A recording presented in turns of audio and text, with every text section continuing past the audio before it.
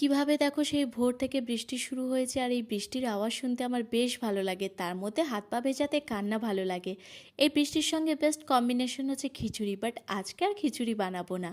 আজকে এমনিতেও হচ্ছে ভেজ।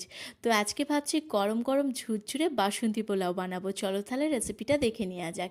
এখানে নিয়ে নিয়েছি ওই 4 কাপ মতন গোবিন্দভোগ চাল। চালটাকে খুব ভালো করে ধুয়ে জল ঝরিয়ে ফ্যানের হাওয়াতে পুরো শুকিয়ে নিতে হবে। আর নিরামিষের দিনে দেখবে যে কোনো ঝুরঝুরে গরম গরম পোলাও খেতে কিন্তু বেশ ভালো লাগে। দেখো, চালটাকে খুব ভালো করে জলটাকে ঝরিয়ে ফ্যানের হাওয়াতে শুকিয়ে নিয়েছি। কতটা ঝুরঝুরে হয়েছে দেখো। চলো এবার এটাকে ম্যারিনেশন করা যাক। তো এখানে ওই 2 চামচের মতন আদা কাঁচা লঙ্কা বাটা অ্যাড করেছি, তার সঙ্গে ওই 1/2 চামচের মতন হলুদ গুঁড়ো, 1/2 চামচের মতন জিরে গুঁড়ো। কাঁচা লঙ্কা বাটাটা এই জন্যে দিলাম, দেখবে যে কোনো পোলাও একটু ঝাল মিষ্টি বেশ খেতে ভালো লাগে, সব কিছু ব্যালেন্স যাতে থাকে। তো একসাথে সব কিছু খুব ভালো করে মাখিয়ে নিলাম চালের সঙ্গে। এবার তার উপর থেকে অ্যাড করবো ওই 2 চামচের মতন গরম ঘি। ঘিয়ের সঙ্গে চালটাকে খুব ভালো করে মাখিয়ে কিছুক্ষণের জন্য কিন্তু রেস্টে রেখে দিতে হবে।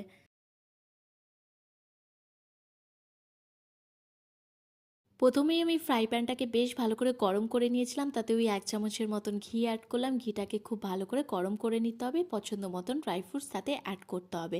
এখানে যেমন কাজু বাদাম, বাদাম, কিশমিশ অ্যাড করেছিলাম। ভালো করে ভেজে ঠান্ডা করে একটা সাইডে তুলে রেখে দিয়েছিলাম। নেব একটা কড়াই, তাতে ওই 2 চামচের মতন ঘি, সাদা তেল খুব ভালো করে গরম করে নেব। তাতে গোটা জিরে, শুকনো লঙ্কা, দারচিনি, এলাচ, তেজপাতা দিয়ে ফোড়নটাকে ভেজে নিতে হবে। ম্যারিনেশন করা চালটা তাতে অ্যাড করতে হবে। ঘি আর তেলের সঙ্গে চালটাকে খুব ভালো করে ভেজে নিতে হবে, গ্যাসের ফ্লেমটাকে একদম লোতে রেখে। যখন দেখবে চালের কালারটা হালকা চেঞ্জ হয়ে গেছে, যেই কাপ মতন চাল অ্যাড করেছি তার ডবল এখানে জল, গরম জল অ্যাড করতে হবে।